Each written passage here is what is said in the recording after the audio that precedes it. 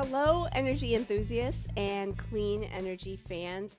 Welcome to Trina Talks, where we have short conversations that speak volumes. I'm your host, Melissa Cavanagh, head of marketing communications with Trina Solar.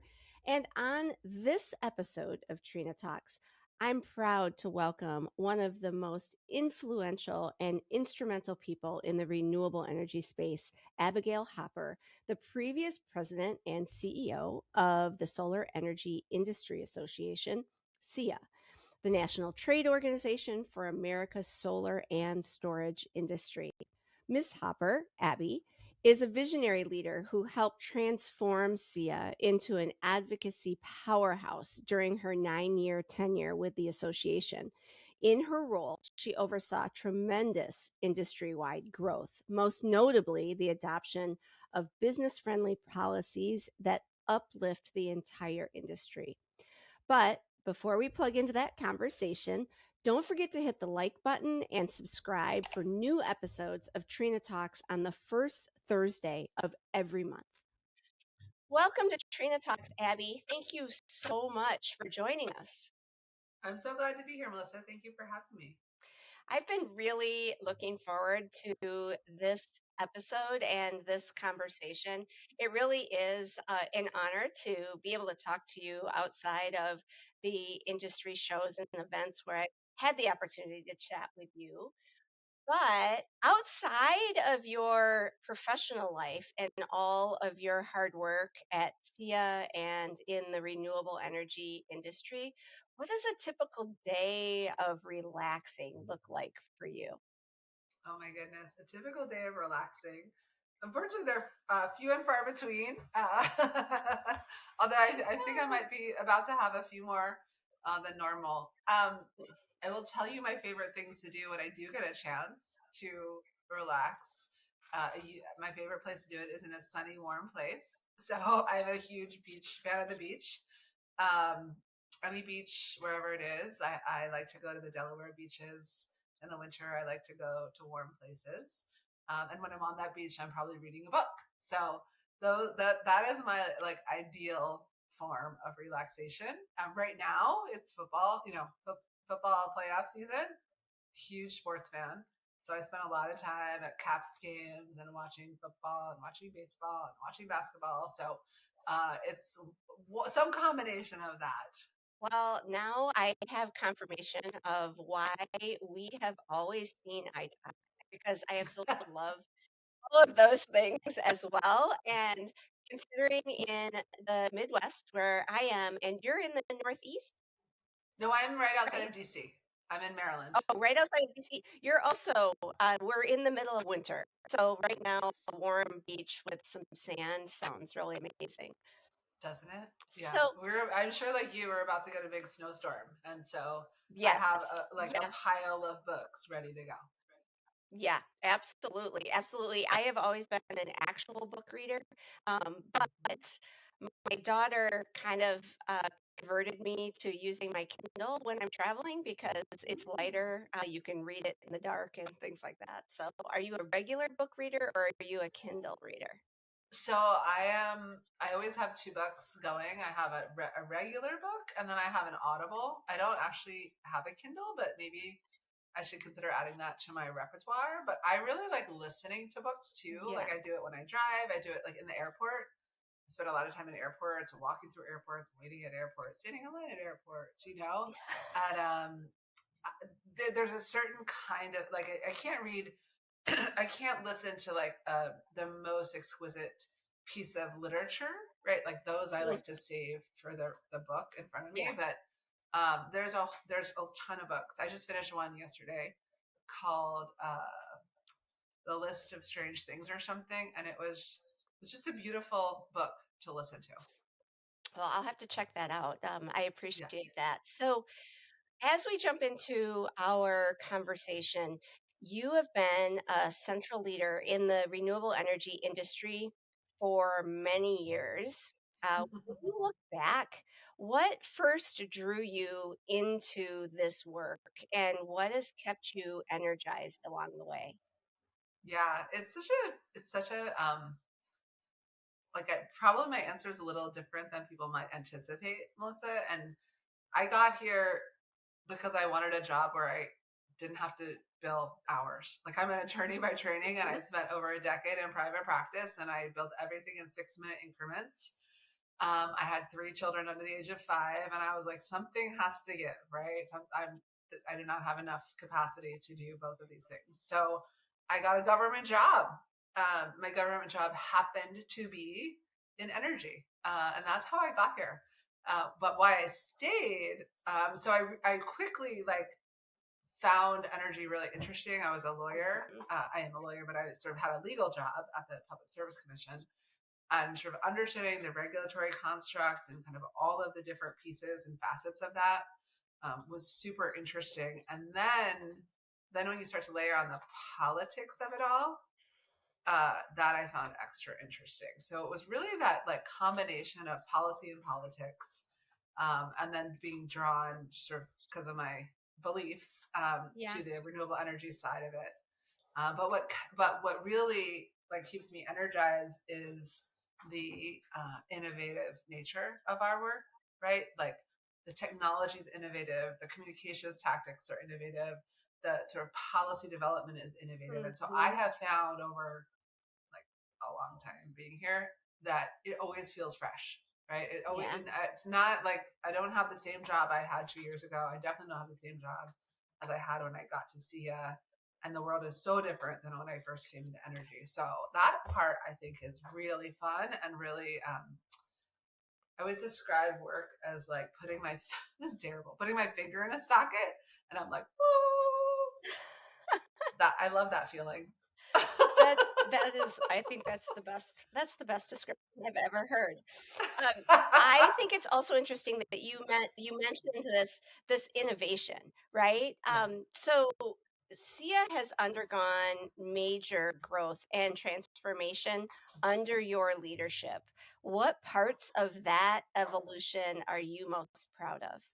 Yeah, the organization itself Or or the the growth or industry. the transformation that you saw while you were with SIA. So I would say, if I think about the industry, like the growth of the industry over the Mm-hmm. last 9 years, it's really been kind of the way in which our industry has expanded and sort of serves customers in so many different ways, and the inclusion of storage in our Mm-hmm. portfolio. That to me is one of the most exciting and transformational parts of what we get to do every day. I think the way, being here when the IRA passed was a pretty exciting moment in my career. And I think for our industry, and I think it, despite some of the challenges we've had over the past year, it has provided a push that has made the Mm-hmm. inevitability of this transformation pretty secure.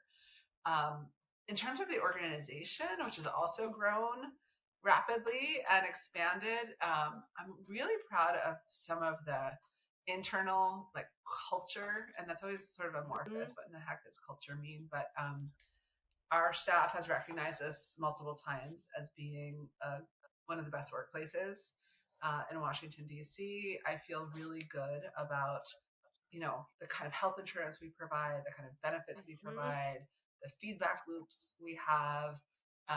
People, when we survey our employees, they feel connected to the mission. They feel clear about their role in the organization. They feel like their supervisor listens to them.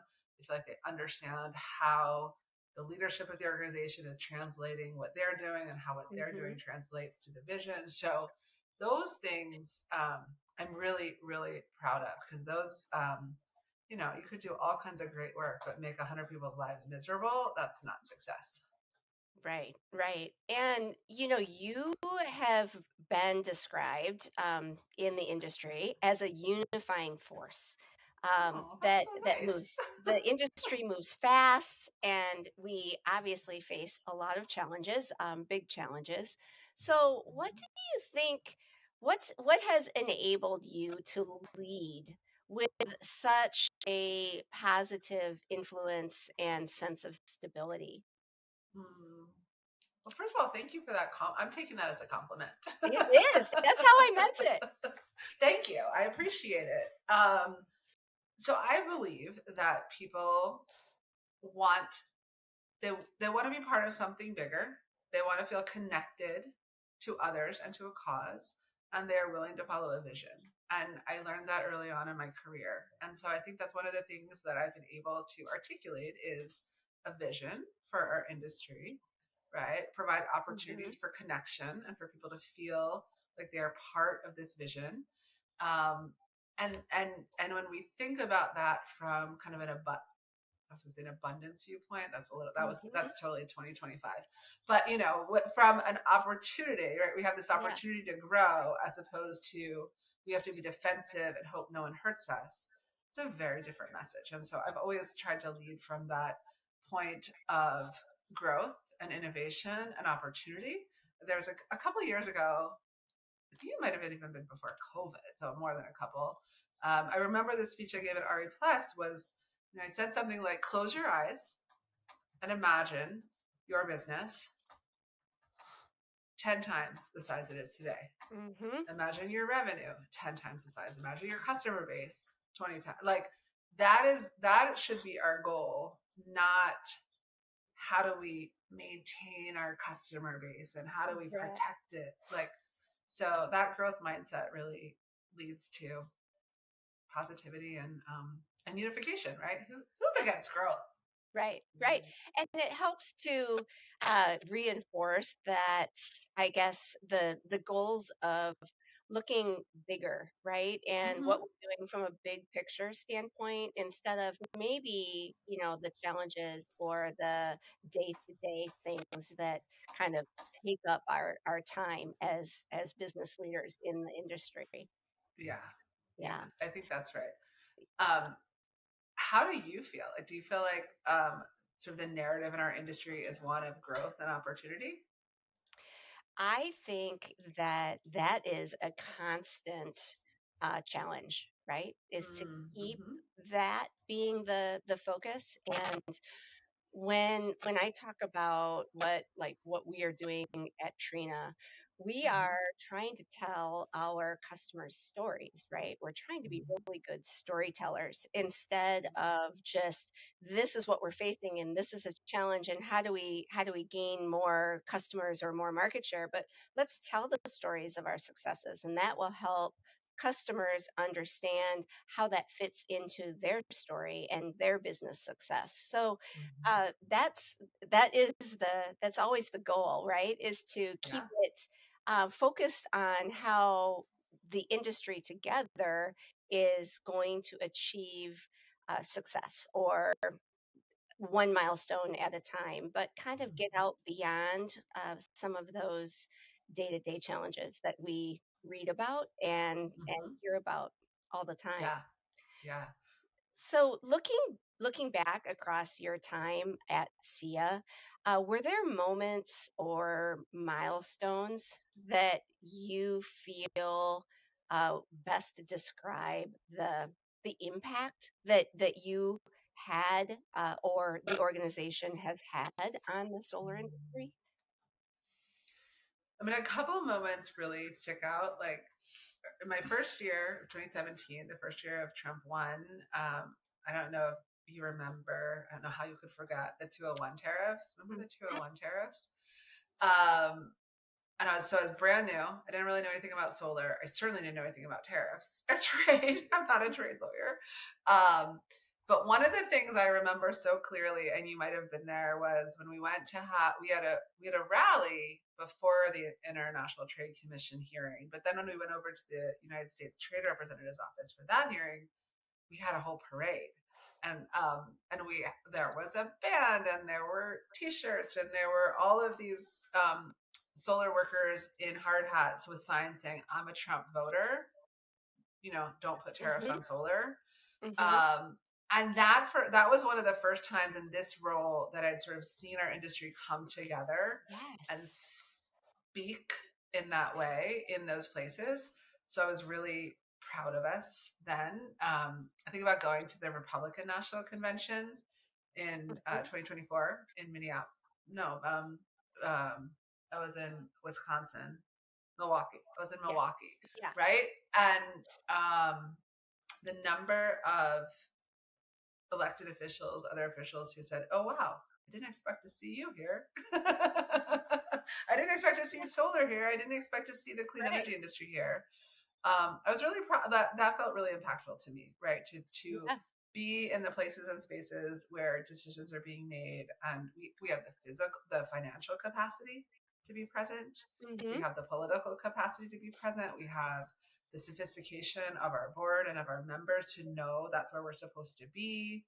We have the Yeah. connections to be having the right conversation. So that felt really important, to be there. I think, like, personally, we had an event at RE Plus this past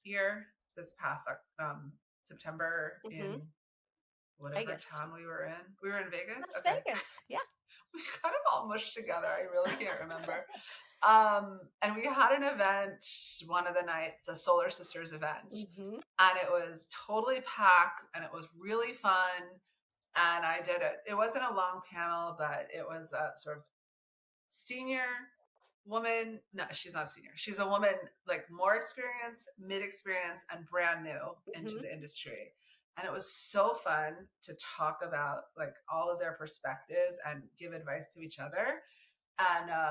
And that's kind of who was in the audience, like Yeah. CEOs versus people that had just, this was their first job out of college. And, like, again, like, bringing people together and that kind of connection, for me, like, just on a very human level, is my Yeah. favorite thing to do. Well, you just mentioned two separate things that I really want to talk to you more about. But since you mentioned the Solar Sisters initiative, Mhm. I think we should talk about that a little bit because the Sure. Solar Sisters initiative is something that you brought, right? That is something that you grew and developed. And I have I did have the opportunity to join at one of the RE pluses. So can you just talk Good. a little bit about like what started it? How did you get it going? And certainly how has it grown to the momentum that it has now? Yeah. You're totally right. So, like, this is me. This is me writing on LinkedIn. And one day I just wrote to my solar sisters, or dear solar sisters, or Mhm, something like that. And I got a lot of super positive responses. And so, kind of in my LinkedIn, some days I write to my solar sisters. And mhm, then I was sitting at home and I read an article about a new restaurant in Washington, D.C. What's it called? But it doesn't matter what it's called, but I can't remember. But anyway, I was like, hey, we should have an event here. It's a sober bar, like a, 100% alcohol free bar. uh-huh, And I was like, that sounds really interesting. I'm super curious. What is this all about? So we just made up, but, like, let's gather the Solar Sisters in a place. And that was the first gathering. It was in August of 23, I believe. Um, and we had a speaker. I invited a friend who mhm, was the head of something at FERC. She came, she talked about, and this is what I love about it. She talked about both her professional life and sort of what she's doing at FERC. And she was the first director of this office, and what it's like to be a woman of color in this industry, mhm. and sort of some of these other things. And so it's that, like, mix of, because we're all whole humans, right? Like, Yeah, and I appreciate the kind of questions you're asking me, like everything from being in the White House to, what brings me joy. Like, those are, yeah, because they're all part of me. yeah, So that's how it started, and it's just grown, very organically. We just had an event in December with Congresswoman Sarah Elfreth. She was our guest. I think the value and why people keep coming back is because there's this connection that is both professionally incredibly rewarding, mhm, because the network is so strong, and you get to be, like, yourself. You get to, right, I always try to leave time at the end of every Solar Sisters event, specifically for people newer in their careers, to, like, ask those questions that they don't mhm, feel like they can ask anywhere else. yeah. Um, and they always spark the most interesting conversations. And I think one thing that has always stood out to me at those types of events is you can find similarities in that camaraderie with the people who have joined, right? And I think Mhm.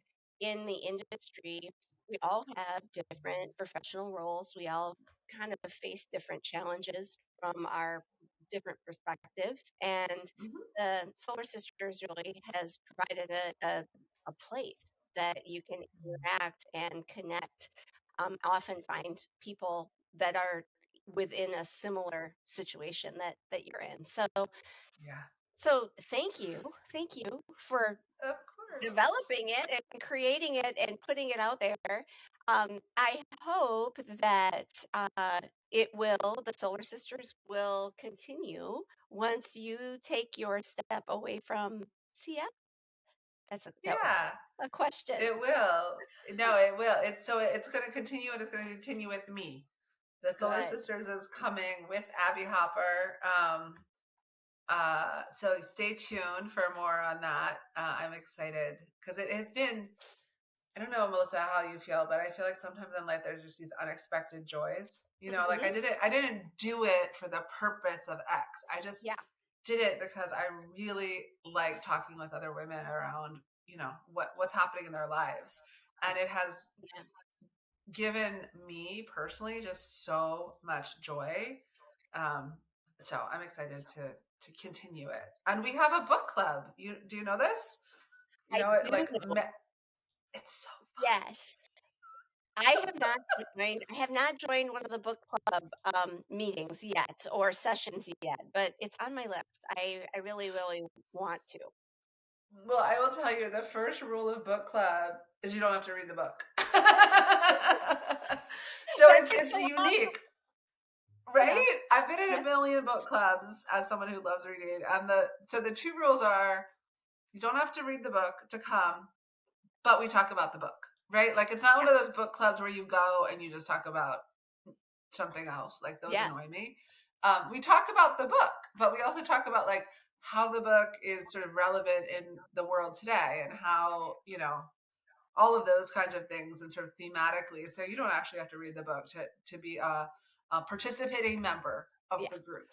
Well, that's good to know. And actually, I'd probably walk away wanting to read the book if I joined and everybody was talking about it. So Right?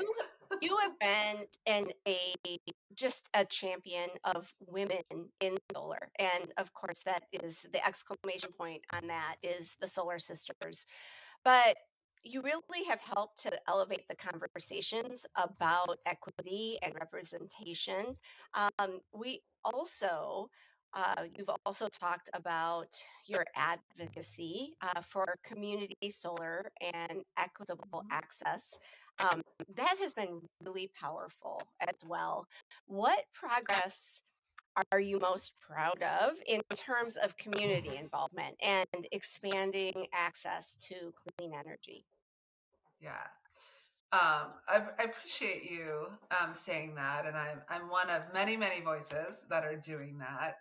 There's lots of people leading this work, and I'm happy to follow their lead. But I do really believe that we should all be using our platforms wherever it Hmm. is to speak up and speak out. I think one of the things I'm most proud of is not like pointing to a particular program, but this sort of norm that regardless of what kind of project we're building or what kind of legislation we're proposing, there needs to be a focus on equity. And I can Hmm. say with full transparency that in my boardroom, the SEIA boardroom, that is the case. And it has been the case for many years, right? Like when you just um, trust that people um, are aligned with your values Hmm. around equity and act Yeah. accordingly, 99% of the time they're going to come right along with you. And so that's been important for me as I think about sort of the specific programs in different states.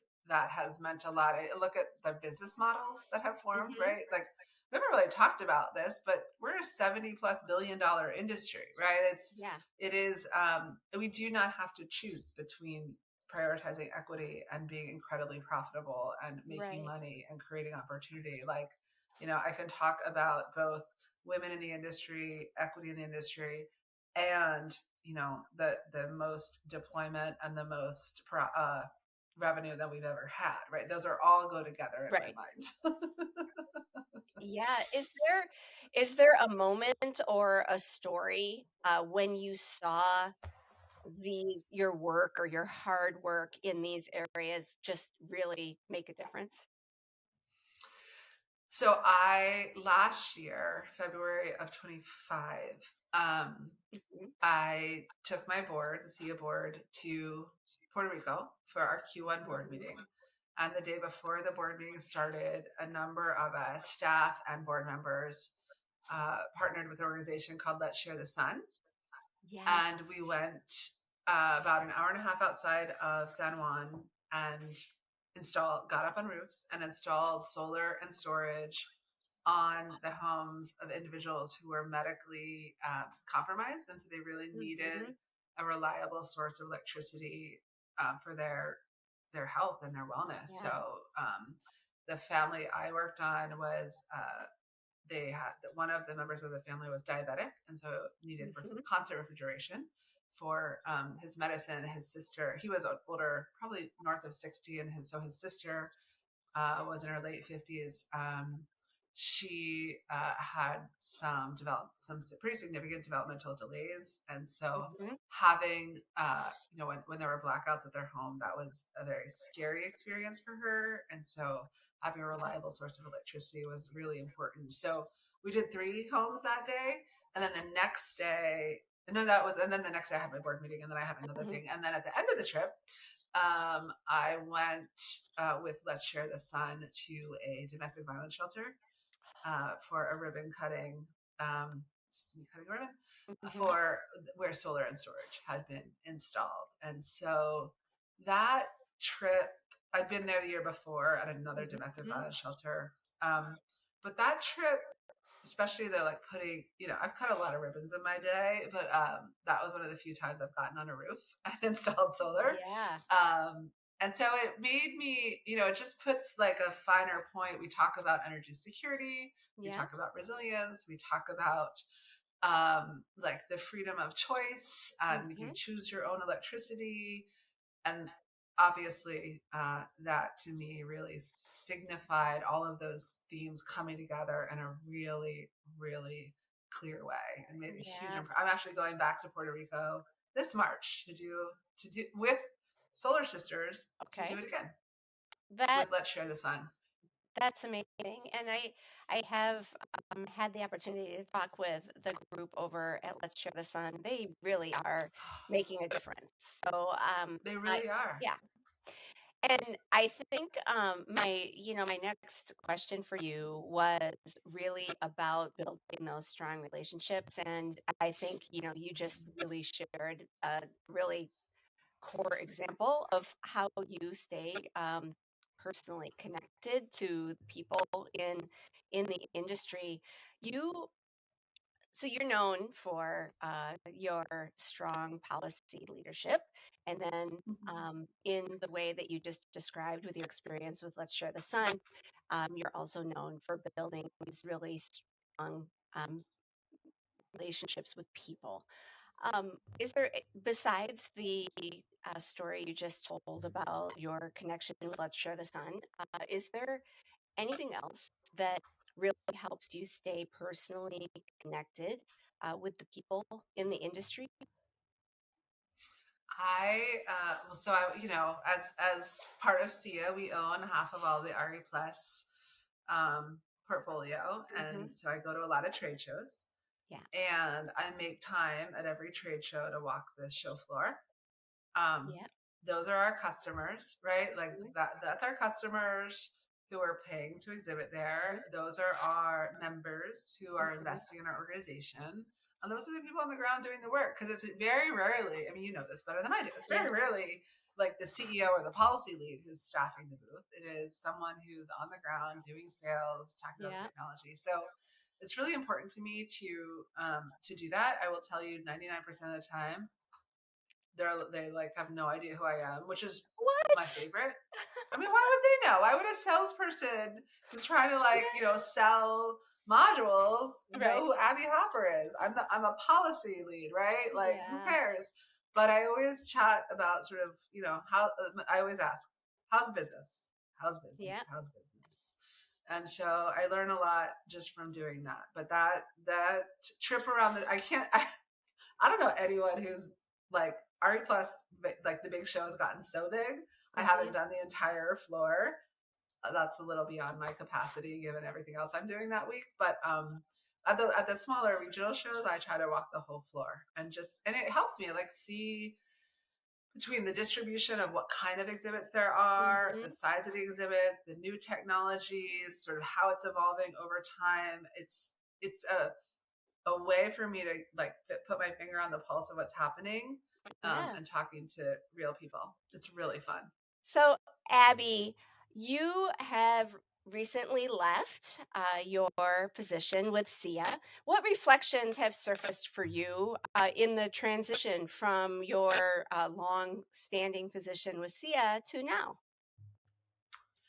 Um, I had the best job in the whole wide world, and I had it for 9 years. And I just feel so privileged. It sounds so cheesy, but it's actually true. I feel so privileged to have had a front row seat to the growth of our industry and the maturation of our industry and sort of this wildly successful evolution. I'm 100% convinced the clean energy economy will continue to rapidly evolve. Um, so that is a true and real thing. So that has been the privilege of a lifetime. As I have stepped away, sort of in anticipation of stepping away and then stepping away, it's made me think about kind of all of the different people, all of the different efforts, the things that seemed to matter so much in the moment that really didn't matter, and some of the little things that I didn't realize mattered that really did matter. And also just on a human level, right? Like this is what I'm grappling with now, and I'm sure we'll be grappling with for a little while. Like, who is Abby Hopper now that she's not the CEO of SEIA? Like that has been such a core part of my identity for so long that that's the question I'm asking myself, and it's not a scary question, at least not yet. But it is feel like a pretty different question. But I'm excited Yeah. to figure it out. So you don't have to share specifics, but can you give us a sense of what's next for you? Sure. I will share all of the specifics because there aren't really any yet. I am going to travel. I'm going to read a lot. I am going to think about. Someone had described it to me today. What's the title of my next chapter? I have to figure that Mm-hmm. out. Um, and I really feel called to service. Like I plan to do a lot more volunteering in my community, figuring out how I can use my voice and my privilege and my experience to make the world a better place. It sometimes feels a little dark at the moment, and so Yeah. I want to do everything I can to bring some light where there needs to be light. Ah, well, it has been such an honor to have you on the show. You really, truly are an inspiration. And we all are going to miss your leadership. And we couldn't have had a better person advocating for solar and storage than you. So thank you for all that you've done for everyone in the industry.